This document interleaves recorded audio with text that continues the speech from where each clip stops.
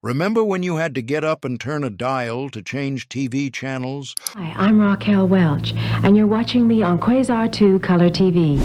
Or when phones were attached to the wall with curly cords?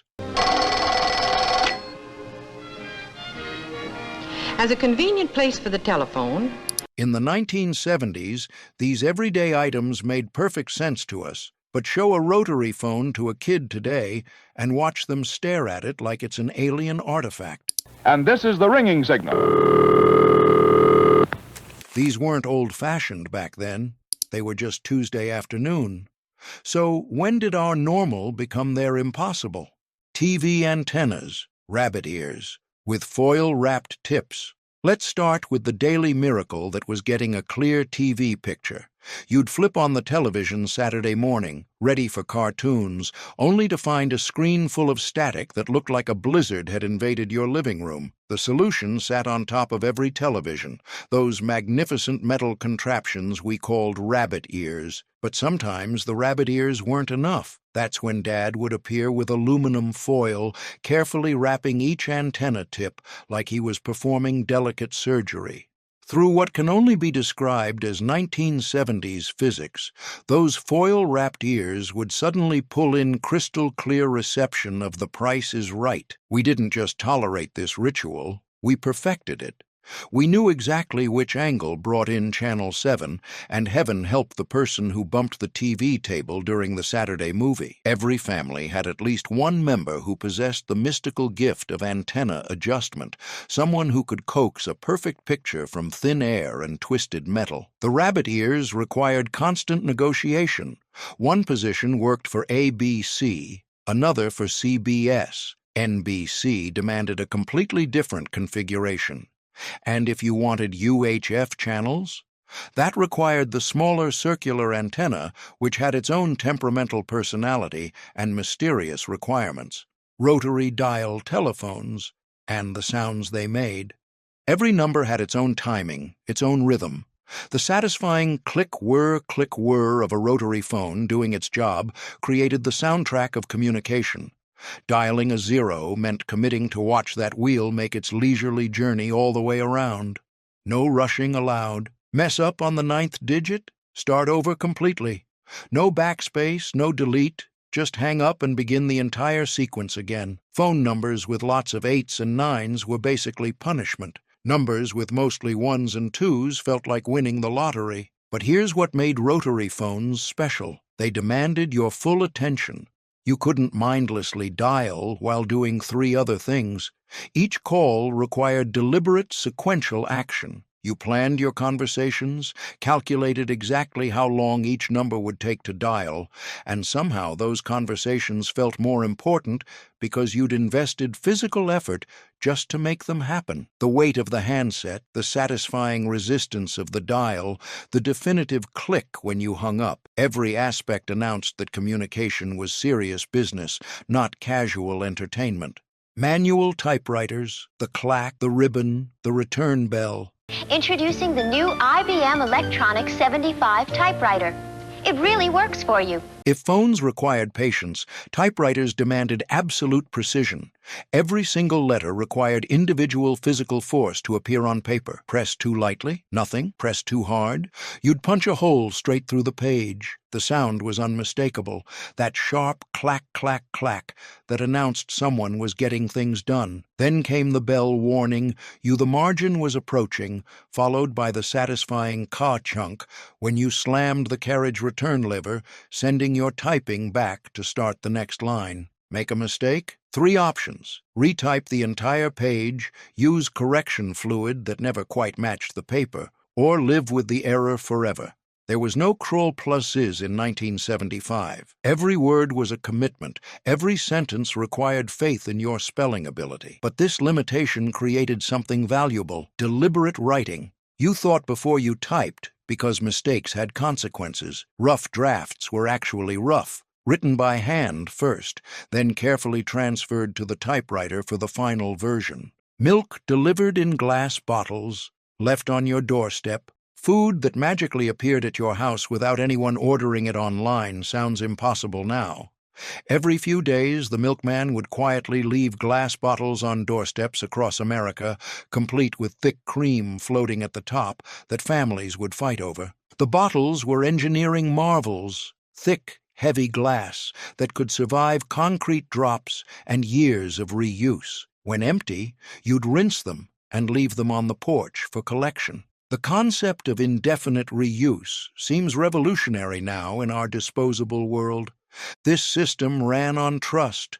No security cameras, no package theft concerns, no contactless delivery apps. Just fresh milk sitting on thousands of doorsteps, and somehow it worked perfectly. The milkman knew your family's preferences, vacation schedule, and payment routine. It was personalized service that actually involved knowing your name. Different regions had different systems. Some delivered every other day, others twice weekly. Some milkmen also brought eggs, butter, even ice cream during summer months. Each route was a small business built on relationships and reliability rather than technology and tracking numbers. Metal ice trays with levers, painful, noisy, unforgettable. Every kitchen contained these disguised torture devices. Metal ice cube trays required bodybuilder strength and saint-like patience to operate. Fill with water, freeze overnight, then begin the ancient ritual of ice extraction. First, run warm water over the bottom, not too hot or you'd melt your ice, not too cold or nothing would loosen. Then, the moment of truth, grab that metal lever and pull with enough force to crack foundations. The sound was explosive, crack, followed by ice cubes flying in random directions across your kitchen. Removing individual cubes was its own adventure. Sometimes they popped out perfectly. Sometimes they welded themselves to the tray. In desperation, you'd smack the tray against the counter, launching ice across the room like frozen ammunition. The metal conducted cold so efficiently that grabbing a full tray bare-handed was like grasping a block of winter. Yet somehow that ice tasted better because you'd earned every cube through effort and occasional bloodshed. 8-track tapes, giant, awkward, always getting stuck. These massive cartridges looked like someone had inflated a cassette with an air pump. Their job was simple: play music, which they did, sort of, when they felt cooperative. 8 tracks were beautifully unpredictable. One might play perfectly for months, then suddenly start eating tape, creating brown ribbons of musical chaos that required 20 minutes of pencil-assisted rewinding to fix. And then there was the notorious ka-chunk, that moment mid-song when tracks automatically switched, often right during your favorite guitar solo. The song would stop, resume 8 seconds later like nothing had happened. We accepted this interruption as part of the listening experience, but we loved our 8 tracks anyway, that substantial clunk when you pushed one into the player. The weight that made you feel like you were holding actual music. The large format meant album artwork was readable, liner notes were legible, and the physical experience of music felt important. Wood panel station wagons, no seatbelts in back. Picture loading 6 kids into a station wagon's rear section, what we called the way back, with no car seats, no seatbelts, no safety features beyond prayers and parental reflexes.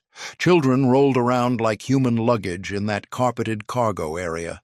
These wood-paneled behemoths combined family transportation with furniture aesthetics.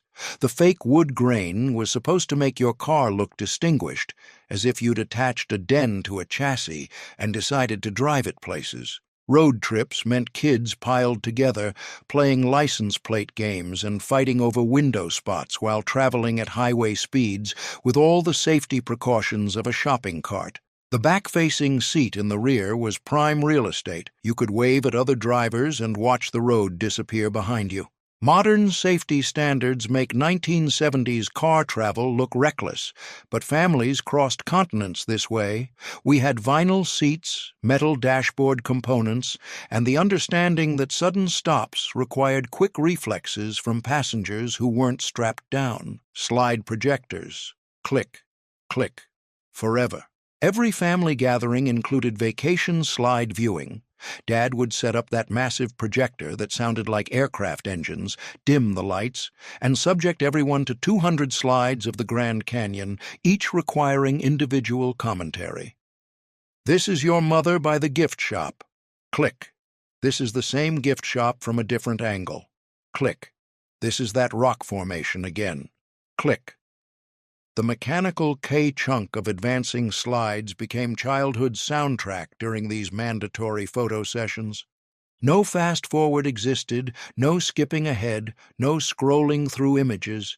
You experienced every single slide in real time, in order, whether you wanted to or not. Upside-down or backward slides stopped the entire show for corrections. Yet these forced family photo sessions created memories, not because slides were entertaining, but because families suffered through them together. Shared boredom somehow brought people closer, creating stories about Uncle Bob's endless vacation documentation that lasted longer than the actual trips. Clicker remotes. No batteries required. The original clicker actually clicked. These ultrasonic devices had maybe 4 buttons and made distinct metallic sounds that televisions somehow understood. No batteries, no programming, just mechanical communication between remote and TV. Each button produced its own tone, like a television xylophone. Click, click for channel up, single click for volume, click, click, click for whatever the third button controlled. Half the time we weren't sure, but clicked it experimentally anyway. Range was about 6 feet on good days, assuming nobody crinkled potato chip bags or jingled keys, because metallic sounds could confuse your TV into random channel changes. Living rooms became acoustic battlefields where the clicker wielder had absolute power and everyone else maintained perfect silence during channel changes. The simplicity was refreshing. 4 buttons, 4 functions, no complexity beyond basic mechanical engineering. When clickers broke, you could often fix them by cleaning the metal components. Try that with modern remotes. Library card catalogs, wooden drawers full of cards. The original search engine was a wall of wooden drawers filled with index cards holding every book's location. Finding anything required alphabet knowledge and considerable time investment. Each drawer bore letter ranges, ba to B, bi to bo, containing hundreds of cards typed by librarians with infinite patience. Find your book, copy down mysterious codes like 796.357 SMI onto paper scraps, then begin the real treasure hunt. That code wasn't the book's location, just the beginning of your quest. Take that number to a different library section and decode the organizational system some genius named Dewey had invented decades earlier. Research expeditions required map-reading skills, physical stamina, and occasionally asking librarians for help after wandering the stacks for 30 minutes, searching for one specific volume. But finding exactly what you needed felt like genuine accomplishment. Record players with auto-drop turntables. And Zenith's famous MicroTouch 2G tone arm makes it impossible to accidentally ruin your fine stereo records. These weren't just music machines. They were precision instruments that could automatically drop fresh records onto turntables like musical vending machines. Stack 5 or 6 albums on the metal spindle, and when one finished, the next would automatically fall and begin playing. Analog automation felt like witnessing magic. The tone arm would lift, move aside, the next record would drop, and music would resume without human intervention. It was mechanical engineering serving musical pleasure. Sound quality depended entirely on your needle, which wore out and required replacement like tiny, expensive car parts. Dull needles made new albums sound like sandpaper. Sharp needles could make scratched records sing clearly. Every album came with covers that were artworks themselves. You'd study every detail while music played, reading liner notes and memorizing band member names. The physical connection between artwork and sound created deeper relationships with music than streaming allows. Sewing kits hidden in cookie tins. Here's universal childhood trauma, reaching for apparent cookies, finding needles, thread, and tiny scissors instead. This wasn't just disappointment, it was betrayal by the snack industry. Every grandmother, mother, and aunt had appropriated Danish cookie tins for sewing supplies. These companies probably sold more containers than cookies, creating generations of children who approached cookie tins with well-earned suspicion. The tins were perfect for sewing, multiple compartments, durable metal construction, satisfying lid pop. But they were also perfect for crushing hungry children's dreams when they discovered carefully organized thread instead of butter cookies. Repurposing containers for different functions was standard practice. Nothing was thrown away if it could serve another purpose. The concept of making something last beyond its original intention has become as foreign as the sewing skills those tins were meant to organize. Metal lunchboxes with glass-lined thermoses. Metal lunchboxes were portable time capsules that absorbed and preserved every meal's essence. Open one after 6 months in storage and immediately smell peanut butter, apple cores, and something vaguely resembling old milk. The thermos was an engineering marvel, glass-lined containers that kept soup hot or milk cold for hours, until you dropped it and heard that telltale rattle of broken glass inside. Then it became an expensive cup with delusions of grandeur. These weren't just lunch containers, they were fashion statements. Superman, Wonder Woman, the $6 million man. Your lunchbox announced your allegiances to the entire cafeteria. Unlike plastic containers, they could double as defensive weapons, though we probably shouldn't mention that. Fully loaded metal lunchboxes had substantial weight. They could be used for home defense or geological surveys. Modern kids carry paper bags or insulated pouches. We carried decorated anvils and felt proud of their heft. Plastic couch covers, summer torture devices. Clear plastic slipcovers turned furniture into torture devices. The theory was protection from stains and family chaos. Reality was slightly different. Summer afternoons meant peeling yourself off plastic covers with sounds like ripping duct tape. Legs stuck, arms stuck, and shorts-wearing victims left behind skin patches that regenerated over following weeks. Spill something on plastic? It pooled in creases and seams, creating tiny lakes that sloshed every time someone sat down. The covers protected couches while making them completely unusable for human comfort. The good furniture underneath remained pristine and untouched, like museum pieces behind transparent barriers, reminding families they weren't quite worthy of the nice things they'd purchased. Wall-mounted pencil sharpeners, grinding and screaming. Every classroom and office had metal pencil sharpeners mounted like medieval implements. These weren't quiet electric devices. They were manual machines that announced pencil preparation to everyone within 3 blocks. The grinding, screaming noise suggested pencils were being tortured rather than sharpened. Technique required practice. Too much pressure broke pencils, too little accomplished nothing but noise. But achieving that perfect point capable of puncturing paper with surgical precision felt like conquering mechanical engineering. The resistance provided satisfaction, the perfect wood-shaving spirals created pride. The sound was distinctive. You could identify classmates by their sharpening technique. Some ground aggressively, others used delicate touches. Teachers could tell from across the room whether students were actually sharpening or just making noise. Film cameras with flash cubes. Photography was pure faith in the 1970s. Load film, take 24 or 36 pictures over weeks or months, drop them at the drugstore, then wait 3 to 5 days to discover whether you'd captured memories or expensive mistakes. Flash cubes provided exactly 4 flashes before becoming decorative paperweights. Each flash was a small explosion, leaving everyone temporarily blinded and wondering if the picture had actually worked. We couldn't see pictures until days later. No instant review, no delete and retake, no endless selfies until perfect shots emerged. Every picture was commitment, every roll was precious, every pickup was Christmas morning. Bad pictures weren't deleted. They were kept as reminders of poor timing, blinking subjects, or people who walked into frames at precisely wrong moments.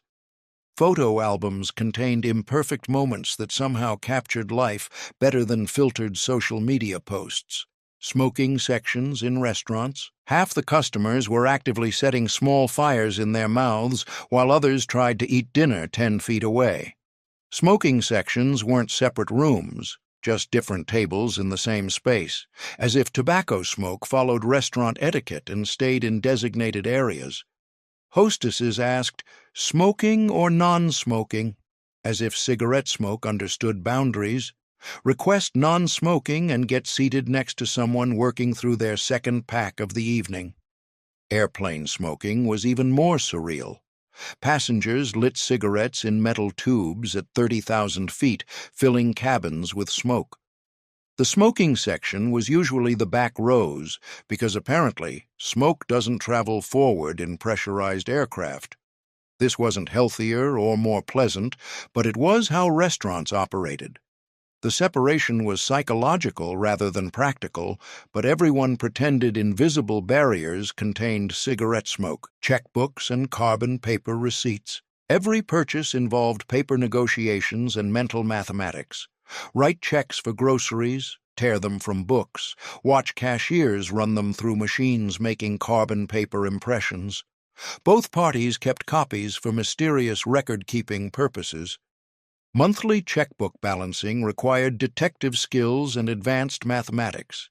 Sit at kitchen tables with bank statements, receipts, and calculators, trying to solve why your numbers never matched the bank's numbers. Running out of checks meant no purchases until ordering new ones and waiting for mail delivery. No debit cards existed for everyday purchases, no credit cards for routine shopping, no digital payments. Just paper promises hoping banks would honor them after processing delays.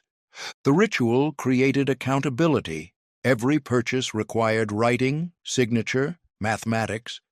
Impulse buying was difficult when it involved paperwork and arithmetic. Jell-O molds at every party. No social gathering was complete without gelatinous architectural achievements incorporating vegetables, seafood, and occasionally small toys into wobbly, translucent monuments to 1970s entertaining. Savory Jell-O molds were particularly ambitious. Lime gelatin with cottage cheese, celery, and olives suspended like insects in amber.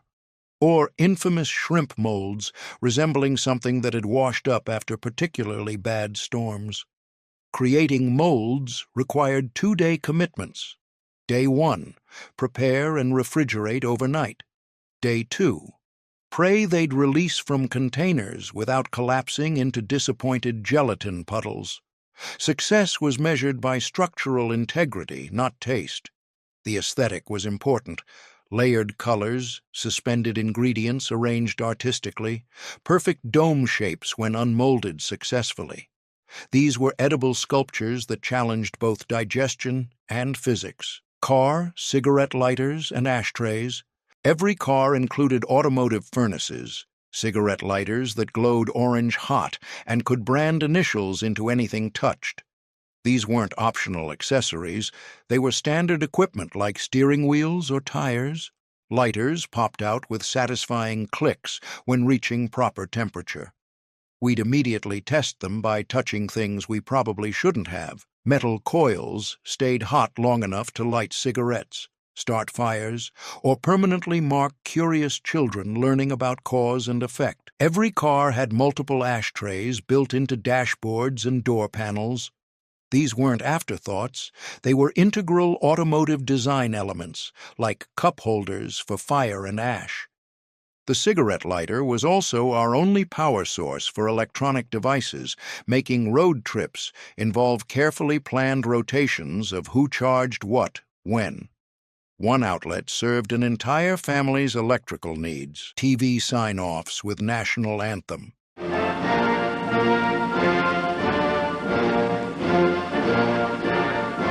Television that actually ended sounds impossible now. Every night around midnight, channels would play the national anthem, show flags waving in slow motion, then cut to static until morning programming resumed. This wasn't technical malfunction, it was intentional. TV stations signed off like small businesses closing for the night. After anthems, you'd get test patterns or white noise, your cue that entertainment was officially over until tomorrow. Late-night TV meant staying up past sign-off and watching static, hoping something would resume. Sometimes you'd fall asleep to electronic snow, which was strangely comforting in a world where silence meant something was broken. The scheduled nature created anticipation. You planned viewing around programming schedules because missing shows meant waiting for reruns. No on-demand content, no recording capabilities, just appointment television that demanded your presence. Drive-in movie speakers on window hooks. Watching movies from cars while hanging metal speakers on partially rolled-down windows sounds absurd now. These weren't high-quality audio systems. They were tin cans with wires delivering scratchy mono sound directly into vehicles. The ritual was elaborate. Drive to assigned spots, position speaker hooks on windows, adjust volume on metal boxes, settle in for muffled dialogue and automotive neck strain. Forget to rehang speakers before leaving, and you'd drag movie equipment halfway across parking lots. Sound quality was optional. Most drive-in conversations. What did he say? I think he loves her. Or maybe he's leaving her. Turn it up. It's already maximum volume. The speakers themselves were marvels of minimal engineering, heavy metal boxes connected to playground-style poles by thick black cables. They had exactly two controls, volume and an on-off switch that often didn't work. The cords were never quite long enough, forcing you to park at precise angles or leave windows partially down all evening, letting in mosquitoes and night air. Each speaker bore scars from decades of automotive abuse, dented metal cases, frayed cables wrapped in electrical tape, volume knobs that turned but didn't actually adjust anything. Some had been painted over so many times that brand names disappeared under layers of institutional beige. But the experience was magical. Movies under stars, in pajamas if desired, with smuggled snacks and automotive privacy. Kids could sleep in back seats during boring parts. Couples had privacy that indoor theaters couldn't provide. The effort required made movies feel more special than modern theater convenience. Manual roller skates. You screwed onto shoes. These weren't shoes with attached wheels. They were adjustable metal contraptions that clamped onto regular sneakers with plates and screws. Installation required tools, patience, and occasionally divine intervention. First, adjust length using metal keys you'd lose within weeks. Clamp front plates over toes, tighten ankle straps. Hope the entire apparatus would stay attached long enough for actual skating. Metal wheels without decent bearings meant skating sounded like earthquakes and felt like riding paint mixers down gravel roads. Smooth pavement was luxury, most learned on sidewalks that tested balance and dental insurance. The adjustment system meant skates could grow with children, but it also meant constant mechanical maintenance. Screws loosened, plates shifted, wheels fell off. Skating was as much about mechanical repair as athletic activity. The key was everything, a small metal tool that adjusted length, tightened straps, and allegedly made the skates fit properly. Lose the key, and your skates became expensive paperweights until you found a replacement at the hardware store. Most keys ended up attached to shoelaces or belt loops, creating a distinctive jingling sound that announced skaters from blocks away. Different surfaces required different strategies. Concrete sidewalks were perfect for beginners, smooth enough for actual rolling, rough enough to provide stopping friction when you panicked. Asphalt was faster but less forgiving. Wooden floors were the holy grail, smooth, predictable, and kind to knees when you inevitably fell. The learning curve was steep and painful. Unlike modern skates with proper ankle support, these relied entirely on your natural balance and leg strength. Falling was frequent, spectacular, and educational. Most kids bore permanent knee and elbow scars as badges of skating honor. Yellow Pages as your only search engine. The original search engine was a phone book so massive it required dedicated furniture. Yellow Pages weren't just directories, they were lifestyles, commitments to finding information through physical effort and alphabetical determination. Need plumbers at 2 a.m.? Navigate hundreds of tiny print pages by lamplight. Looking for restaurants? Better spell correctly. No autocorrect existed in printed directories. Every house accumulated multiple copies because they kept arriving whether wanted or not. They'd pile by front doors like unwanted newspapers, each thicker than dictionaries and equally useful for settling business hour disputes. Search strategy required skill. Restaurants were under restaurants, but pizza might be under pizza, Italian food, or fast food. Finding anything demanded persistence, lateral thinking, and occasionally operator assistance. Multiple books served different purposes. White pages for residential listings, yellow pages for businesses, sometimes separate books for different regions. Research meant consulting multiple volumes, cross-referencing information, and hoping businesses hadn't moved or changed names since publication.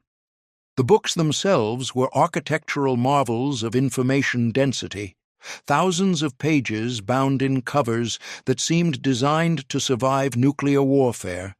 The paper was thin as tissue, but somehow strong enough to support the weight of the entire volume. Typography was microscopic. Entire business listings compressed into spaces smaller than modern app icons.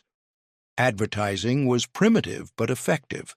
Businesses bought larger listings, bold type, or small display ads that looked like they'd been designed with typewriters and rulers. The biggest spenders got full-page spreads featuring hand-drawn maps and phone numbers in fonts large enough to read without magnifying glasses. The seasonal cycle was predictable.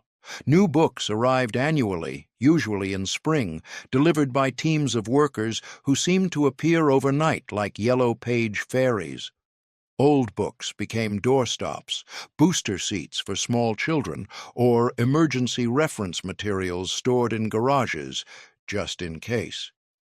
These items represented a world requiring patience, effort, and understanding that convenience was earned rather than expected. We didn't have smart homes or instant everything, but we had satisfaction from making things work through skill, persistence, and occasionally brute force. These weren't primitive technologies, just different ones demanding participation rather than passive consumption. In a world where nothing worked perfectly, everything worked well enough. The transition happened gradually.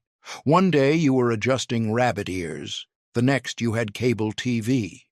You were dialing rotary phones, then suddenly pushing buttons. The changes felt natural at the time, but looking back, it's remarkable how completely our daily rituals transformed. Which of these vanished conveniences would confuse modern kids most? The physical effort required? The patience demanded? Or simply the idea that technology once required active participation rather than passive consumption? Passive consumption, passive consumption, passive consumption, passive consumption.